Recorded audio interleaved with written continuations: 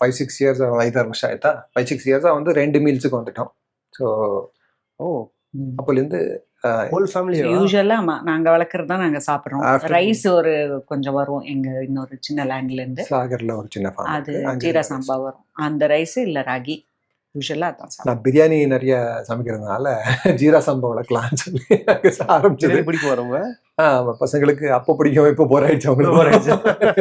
எப்போ வீக்கெண்ட் வந்தா பிரியாணி ஸ்டார்ட் பண்ணி விடுவேன். பிரியாணி சமைப்பேன். பிரியாணி மாத்திரம் தான் சமைப்பாரு. நல்லா சமைப்பீங்களான்னு இல்ல, அது ஒண்ணுதான் வரும். பிடிச்சிருக்கேன் கேக்குறாங்களே அத்தனை வாட்டி எல்லாமே சமைக்கிறேன்.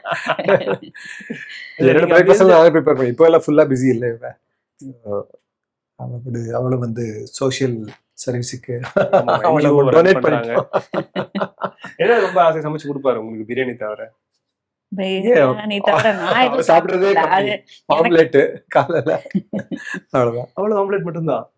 ஆமா அவ்வளவுதான். யூஸ்வலா நாங்க ஆம்லெட் சைட் டிஷ் தொட்டு போவோம். ஆம்லெட் சாப்பிட மாட்டோம். சாப்பிடுறதே கம்மி. அதனால வந்து அது இல்லைன்னா சப்பாத்தி.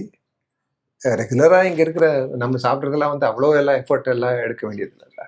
ஸோ சப்பாத்தி பிரேக்ஃபாஸ்ட் என்ன சாப்பிட்றோமோ இவங்க வீட்டில் டெய்லி ஒரு 1 or 2 வெஜிடபிள்ஸ் சாப்பிடுவோம். அவ்வளவுதான்.